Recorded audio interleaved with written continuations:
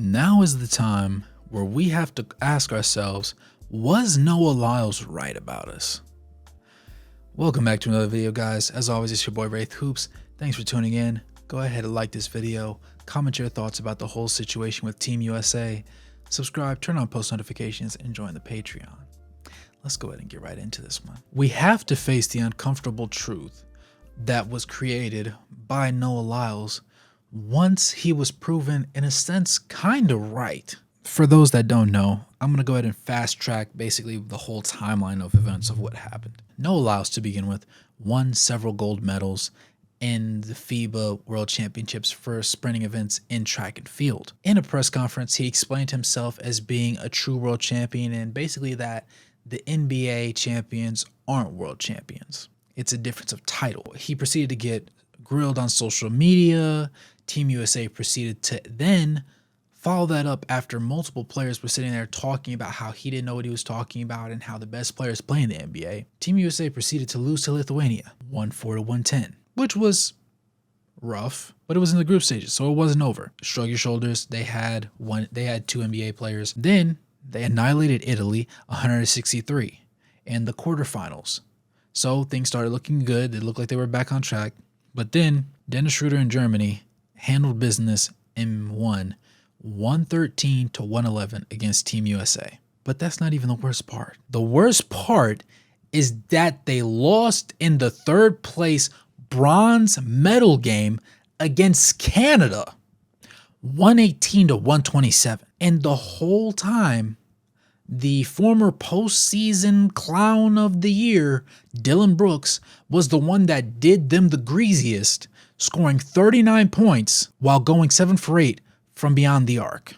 Obviously, credit to Team Canada because they did have their top 7 guys that were contributors to the win all play in the NBA. So in a sense, yeah, the NBA players are the best players in the world. But you mean to tell me the foreign ones are better than the ones that we have homegrown? Needless to say, Noah Lyles had the basketball gods behind him to help him prove his point. However, the fact remains that despite this Team USA being rostered the way that it wasn't constructed particularly well, and it was honestly lacking true star power. And it was still embarrassing regardless to go 5-3 against international competition overall while putting together some of the most garbage defensive performances of all time. And that's what they were, because allowing 127 points to Canada was the most points Team USA had ever allowed in over 300 international competitions. But I digress, and it's time to be a little bit more light and unbiased.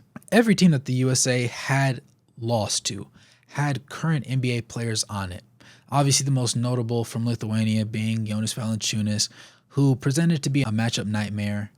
You had Franz, you had Dennis Schroeder, you had Theis from Germany, and the entire starting lineup from Canada being Dylan Brooks, Shai Gilgeous-Alexander. You had RJ Barrett, Lou Dort, and Dwight Powell. And out of Canada's 10 that played, actually 7 of them play in the NBA currently. So essentially, in essence, Team USA lost to NBA players and company, which is okay, I guess, but it's still frustrating. But on the international stage, winning for your country is what matters most, more so than even the league that you come from. So seeing as Germany won the final, it is safe to say that having NBA pedigree players is the recipe for success. And this means that the NBA is obviously the top league of basketball competition. Now, in 2024, the expectation is that they pull out all the stops. LeBron has showed interest. Stephen Curry showed interest. Anthony Davis has showed interest. All these guys are expecting to play in that time for many of those players' final Olympics. Obviously, LeBron being 38 years old, going on 39 this year. Kevin Durant being 34. Most of the stars that I personally grew up watching are reaching the twilight years of their careers. So this would be a good time for them to show that final push of just greatness on the court and remind the world that the USA is still on top. Anthony Edwards was a great player this time around. He was that guy that night in, night out was guaranteed to always get his. He was always going to make sure he put the ball in the hole. He was playing solid defense, and he just looked like he was the one guy out there that consistently wanted to win. Now, Jalen Brunson also put together some solid performances, but it was really Anthony Edwards' team. And for a guy that was supposed to be getting benched, it's wonderful to see that he actually outperformed the expectations that were put before him. By going into the Olympics next year and winning, we could prove that the NBA champions will, while not technically be world champions, they'll be universally understood and respected as the best team of the US, and the fact that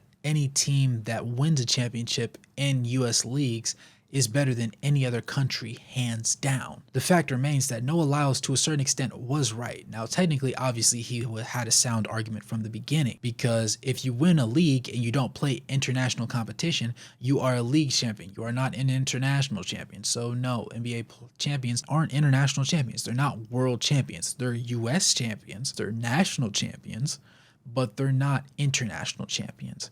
Now, if there was a tournament afterwards where, you saw the top FIBA teams and then you saw the world champion team from the United States that just won the finals go off in a tournament against them, instead of just having, a tryout or a player's hand picked for that specific USA team, then you might have an argument for that, because then in that sense, not only did they win the US, but they went on to play against the top teams across the globe, and they waxed them as well. With that being said, let me know what you guys think in the comments below. It was very interesting to see how things ended up playing out. I knew personally that Noah Lyles had a point, but it was just kind of ironic to see that this would be really the worst showing that Team USA has ever put together in my lifetime, at the very least, from an international competition standpoint from the basketball realm. But let me know you guys' comments. Like I said, like the video, subscribe, turn on post notifications, join the Patreon. And as always, good morning, good evening, good night, no matter where you are on the globe watching. Thanks for tuning in, and I'll catch you guys in the next one. Peace.